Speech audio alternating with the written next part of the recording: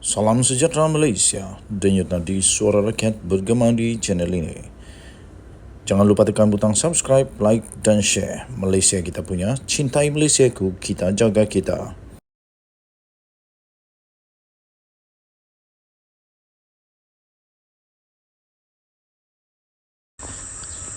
Salam sejahtera Malaysia, denyut nadi suara rakyat bergema di channel ini. Berita terkini baru saja diterima, 34 pegawai kanan dan rendah polis dibuang kerja. Kata keterangan dari Bukit Aman. 6 Julai 2023 dipetik daripada sinarharian.com.my. Berita penuh. Kuala Lumpur. Seramai 496 pegawai kanan dan pegawai rendah polis dikenakan tindakan tata tertib. Termasuk 34 telah dibuang kerja sepanjang 5 bulan pertama tahun ini. Pengarah Jabatan Integriti dan Pematuhan Standard JIPS Bukit Aman, Datuk Seri Azri Ahmad berkata, daripada jumlah itu 309 diberi amaran, didenda sebanyak 88, melucut hak emolumen 51 orang, tangguh pergerakan gaji 8 orang, turun gaji 3 orang, turun pangkat 3 orang. PDRM tidak pernah berkompromi terhadap mana-mana pegawai kanan atau pegawai rendah polis yang terlibat dalam sebarang kegiatan rasuah, salah laku dan salah guna kuasa, kata kenyataan itu. Tambahnya lagi, kami ada data-data menunjukkan PDRM tidak berkompromi terhadap warga PDRM yang melakukan kesalahan dan melanggar undang-undang negara. Katanya pada satu sesi perjumpaan Ketua Polis Negara bersama Ketua Editor Agensi Media di Menara 1 Bukit Aman di sini pada Khamis. Azri berkata, tahun lepas PDRM telah mengenakan tindakan buang kerja ke atas 154 pegawai kanan dan rendah polis. Amaran sebanyak 891, denda 232, lucut hak emolumen 119, tangguh pergerakan gaji 38 dan turun gaji 17 serta turun pangkat 15. Pada tahun 2021 pula, PDRM telah mengenakan tindakan buang kerja ke atas 117 pegawai kanan dan rendah polis. Amaran sebanyak 913, denda 316, lucut hak emolumen 150, tangguh pergerakan gaji 34, turun gaji 16 dan turun pangkat pula 25. Katanya, kesalahan yang dilakukan oleh warga PDRM sekiranya jelas daripada segi melanggar peraturan dan kami terima laporan, polis akan buka kertas siasatan. Sekiranya warga PDRM terlibat dengan rasuah, maka SPRM, Suruhanjaya Pencegahan Rasuah Malaysia, akan buat siasatan. Manakala JIPS akan buka kertas siasatan daripada segi tata tertib, katanya. Berita dari bernama diterbitkan semula di sinarharian.com.my. Denyut nadi suara rakyat bergema di channel ini. Jangan lupa tekan butang subscribe, like dan share. Malaysia kita punya, cintai Malaysiaku, kita jaga kita. Kita jumpa lagi. Bye-bye. Salam sejahtera Malaysia, denyut nadi suara rakyat bergema di channel ini. Jangan lupa tekan butang subscribe, like dan share. Malaysia kita punya, cintai Malaysiaku, kita jaga kita.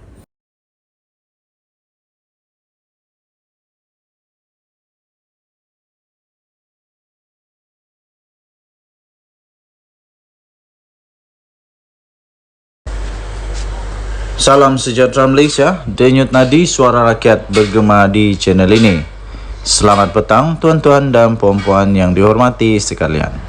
Tidak lama lagi, negara Malaysia akan menyaksikan satu lagi proses demokrasi di Malaysia akan dijalankan melalui pilihan raya negeri di 6 buah negeri di semenanjung Malaysia. Maka dengan itu, pastinya semua orang pasti sedang berusaha untuk berkempen sebaik mungkin untuk menawan hati para pengundi dimanapun mereka berada. Walau bagaimanapun, ada satu berita yang baru saja diterima yang pasti mengejutkan seluruh Malaysia. Didedahkan sendiri oleh Datuk Seri Anwar Ibrahim, Perdana Menteri Malaysia, kejutan terbesar untuk seluruh negara Malaysia dan pastinya ini akan membuat lebih banyak lagi semakin meroyan. Baru diterima di sinarharian.com.my 30 Jun 2023, diterbitkan pada pukul 3:08 petang tadi. Tajuk berita, Anwar dakwa terima ugutan daripada geng penyakau besar. Berita penuh, Permatang Pau. Perdana Menteri Datuk Seri Anwar Ibrahim mendedahkan telah menerima ugutan-ugutan daripada geng penyakau besar selepas kerajaan pentadbirannya bertekad untuk menghapuskan rasuah dan menyelamatkan negara daripada tindakan individu-individu yang merompak kekayaan negara. Beliau berkata, Datuk Seri Anwar Ibrahim berkata, beliau tiada masalah dengan ugutan yang diterima.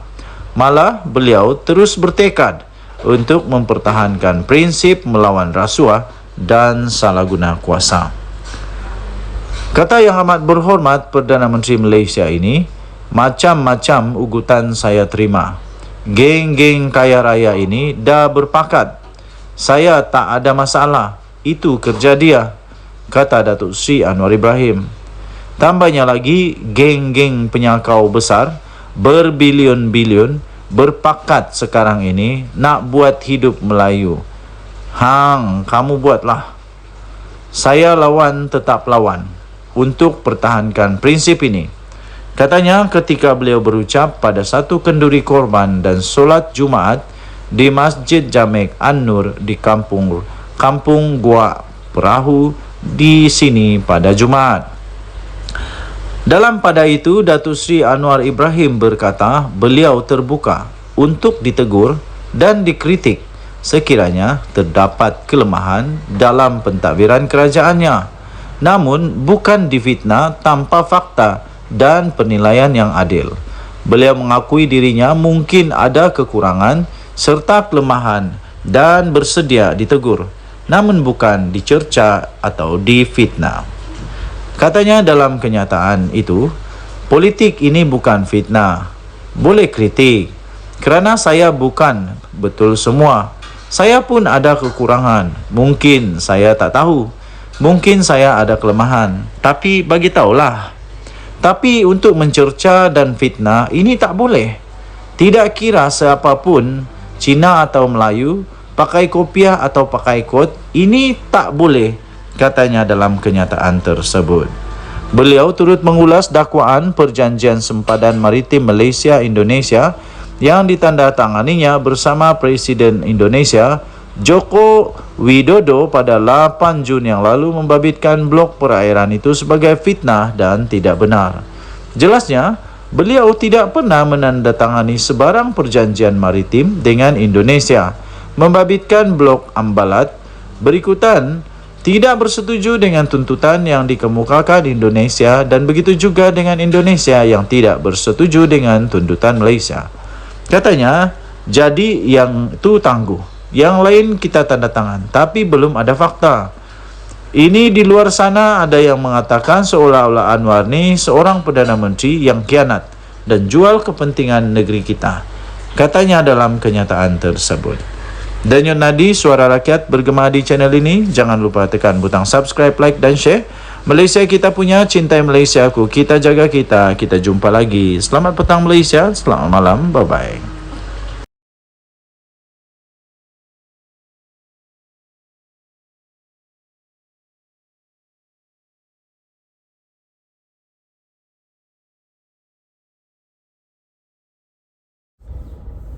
Salam sejahtera Malaysia. Denyut Nadi Suara Rakyat bergema di channel ini. Perkara yang paling dahsyat pernah saya baca adalah perkara ini, saya fikir. Bayangkan 44 juta ringgit tunai. Berapa banyak tu? Cuba kamu komen, mana tahu ada yang kerja bank kah, kerja memang accountant kah, kerja memang dealing with money, cash money. 44 juta cash ni berapa banyak? Mana tahu kamu ada pengalaman, cuba komen. Berapa banyak 44 juta ini? Berapa bag? cukupkah satu kereta? Tapi memang betul, pelik tapi benar, tapi ini sudah terjadi. 44 juta ringgit Malaysia cash ditemui di pejabat, di rumah bekas seorang pengarah Jabatan Air Negeri Sabah. Aduh, patutlah di kampung kami tiada air. Patutlah banyak kampung tak ada air. Rupanya ramai orang pencuri. Aduh, pencuri. Tapi kita tak tahulah. Kita belum tahu lagi dia ni pencuri ke tidak. Tapi yang jumpa ni 44 juta ringgit ditemui di pejabat dan rumah. Kenapa ada 44 juta ringgit di pejabat dan di rumah? Kenapa tidak kasih masuk dalam bank? Apa yang takut? Mahkamah Seksyen di Kota Kinabalu diberitahu bahawa wang tunai melebihi 44 juta ringgit. Punya banyak. Gila, nak buat apa dengan 44 juta ringgit tunai ni? Ditemui di pejabat dan di rumah. Di pejabat pun ada, di rumah pun ada bekas pengarah Jabatan Air Sabah JANS, iaitu Awang Muhammad Tahir Muhammad Talib. Perkara itu dimaklumkan oleh Ketua Pasukan Serbuan nombor 8 Hishamuddin Muhammad Esa, 49 tahun, semasa pemeriksaan oleh Timbalan Pendakwa Raya DPP Mahadi Abdul Jumaat. Hishamuddin memberikan keterangan itu sebagai saksi pendakwaan ke-40 di hadapan Hakim Abu Bakar Manat dalam perbicaraan untuk skandal rasuah terbesar di Sabah itu. Beliau berkata lebih 23 juta tunai ditemui semasa di serbuan di pejabat Awang Tahir, AG Tahir, pada 4 Oktober 2016 di Wisma Muiz. Bayangkan di pejabat ada 23 juta ringgit. Aduh, banyaknya. Yang hairan di pejabat tu, staf dia tidak tahu kah? Macam mana duit 23 juta itu ada di pejabat? Waktu orang bagi duit itu orang tidak nampak kah? Ini lagi syok. RM62.500 ditemui dalam beg bertanda Tahir di meja Awang Tahir. 62,000 di meja. Wang tunai selebihnya ditemui di 3 lokasi lain di dalam bilik pantry. Di pantry, di sofa dengan 3 tempat duduk, kabinet TV serta kabinet kayu. Katanya sambil menambah bilik pantry itu di belakang, berada di belakang meja Awang Tahir. Beliau turut memberi keterangan bahawa setiap bungkusan wang di antara RM50,000 dan RM100,000 dan hanya Awang Tahir yang mempunyai akses ke bilik pantry di pejabatnya. Bilik pantry itu adalah bilik dengan papan tanda go away di pintunya, di mana timbunan wang tunai dipercayai ditemui dan dirampas oleh Suruhanjaya Pencegahan Rasuah Malaysia. Hishamuddin turut memberitahu pada hari yang sama lebih daripada 21 juta ringgit ditemui ketika pasukannya menyerbu rumah Awang Tahir di Sembulan. Menjawab satu soalan lain, beliau berkata lebih 8 juta ringgit ditemui dalam sebuah bilik di tingkat 3 rumah itu. Beliau turut berkata 86 jam tangan berjenama dan mewah serta 921 barang kemas turut ditemui di rumah berkenaan. Saksi itu selanjutnya memberi keterangan bahawa pasukannya kemudian menemui wang tunai 9 juta ringgit dan 4 juta ringgit Malaysia masing-masing di dalam kereta Mazda dan Mercedes Benz. Kira-kira 9 juta ringgit ditemui dalam sebuah kereta Mazda. Wang itu dimasukkan ke dalam beberapa beg yang disimpan di dalam bonet kereta. Ketika itu kereta diparkir tidak jauh dari pagar rumah yang diletakkan di luar pagar rumah. Sebanyak 4 juta ringgit lagi ditemui di dalam sebuah Mercedes Benz. Wang itu dimasukkan ke dalam beg dan dimasukkan ke dalam bonet kereta, katanya.